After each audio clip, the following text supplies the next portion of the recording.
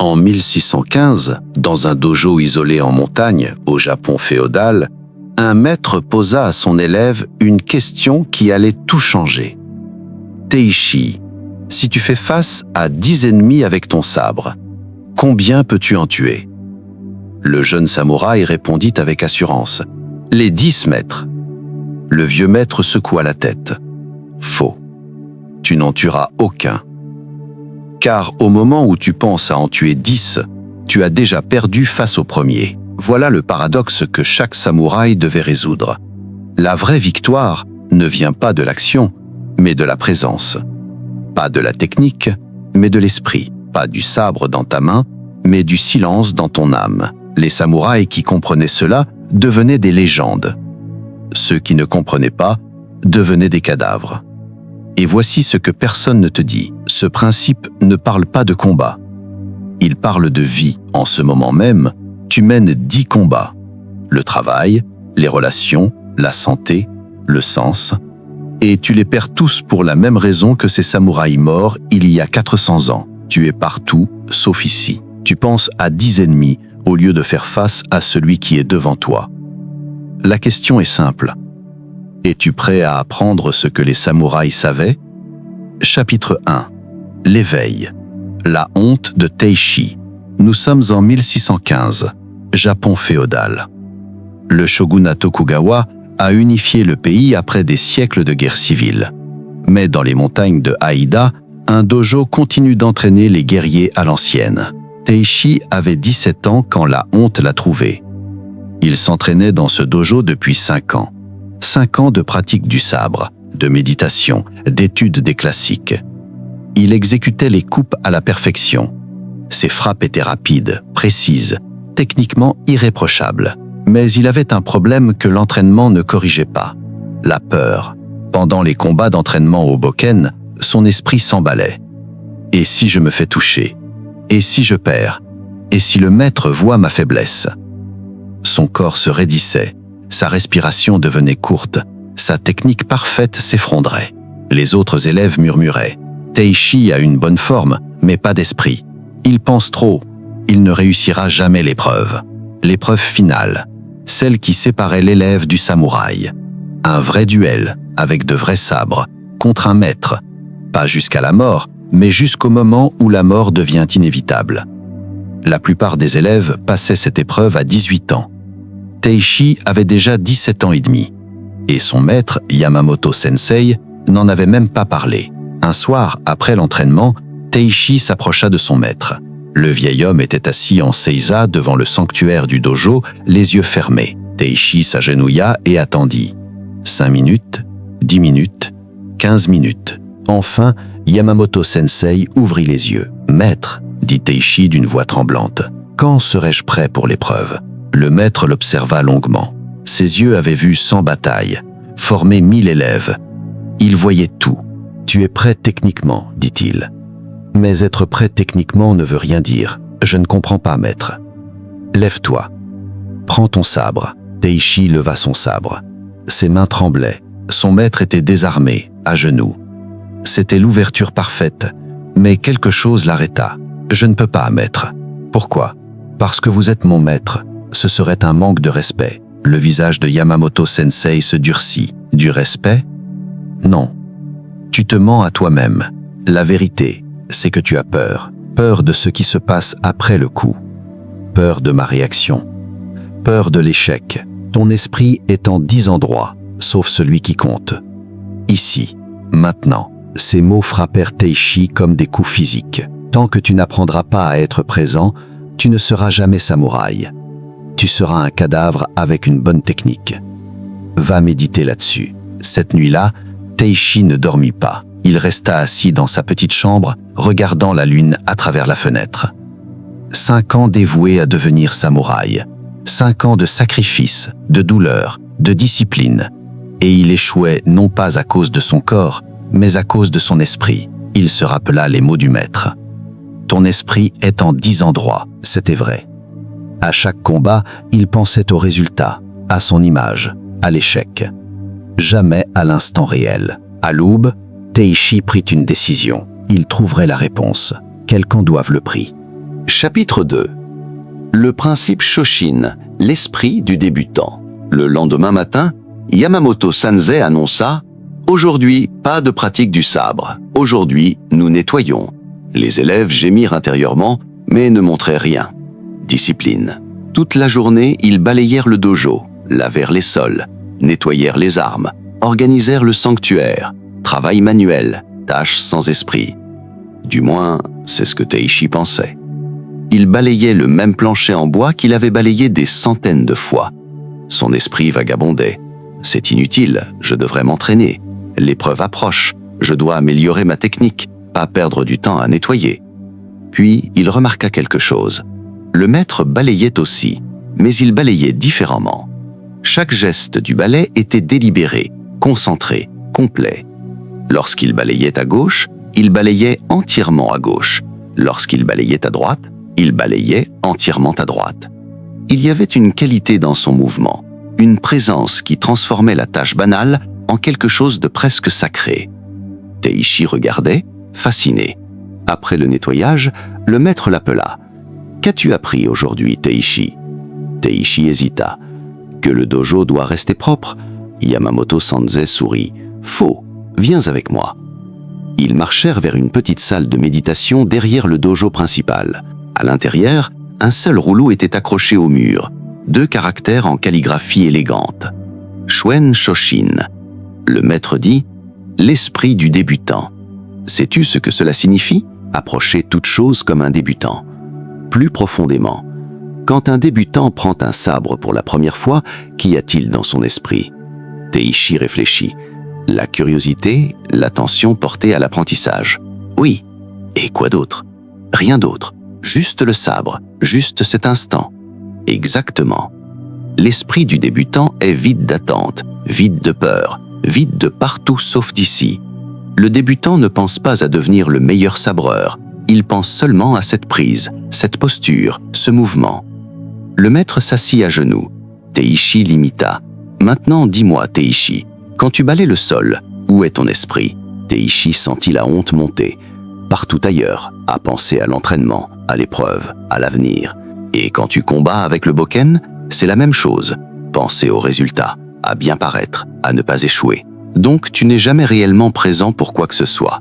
Tu balais en pensant au sabre. Tu pratiques le sabre en pensant à l'épreuve. Tu es toujours à un pas de la réalité. C'est pour cela que tu échoues. Les paroles du maître étaient douces mais dévastatrices. La plus grande arme du samouraï n'est pas le katana, c'est la présence. Zanshin, la conscience qui demeure. Fudoshin, l'esprit immobile. Hoshin, l'esprit ordinaire. Tout cela pointe vers la même vérité. Sois ici, maintenant, complètement. Il désigna le rouleau. Shoshin est le fondement. Vide ton esprit de 10 000 pensées. Affronte seulement ce qui est devant toi. Teishi fixa les caractères. Shuen Shoshin, l'esprit du débutant. Maître, comment pratiquer cela ? Yamamoto Sensei se leva.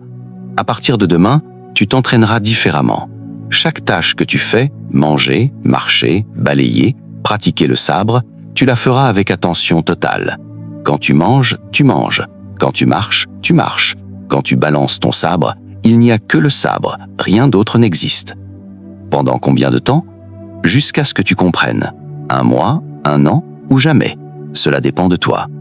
Cette nuit-là, Teishi commença. Il s'assit en méditation. Mais au lieu de chercher à atteindre quoi que ce soit, il s'assit simplement à respirer, présent. Les pensées surgirent. Est-ce que je fais bien ? Est-ce que cela fonctionne ? Et si j'échoue ? À chaque fois, il reconnaissait la pensée et revenait à sa respiration. Ici, maintenant, cet instant seulement. C'était la chose la plus difficile qu'il ait jamais faite. Si tu commences à comprendre comment la présence peut transformer ta vie, comme elle l'a transformé la celle de Teishi, rejoins la communauté, abonne-toi et marche sur ce chemin avec nous pendant que nous explorons la sagesse ancienne des guerriers qui forgent la maîtrise moderne. Chapitre 3. L'épreuve. 30 jours de présence. La première semaine fut une torture. L'esprit de Teishi se rebellait contre la présence. Chaque activité semblait atrocement lente. Prendre le petit déjeuner devenait une éternité. Marcher jusqu'à la salle d'entraînement donnait l'impression d'avancer dans la boue.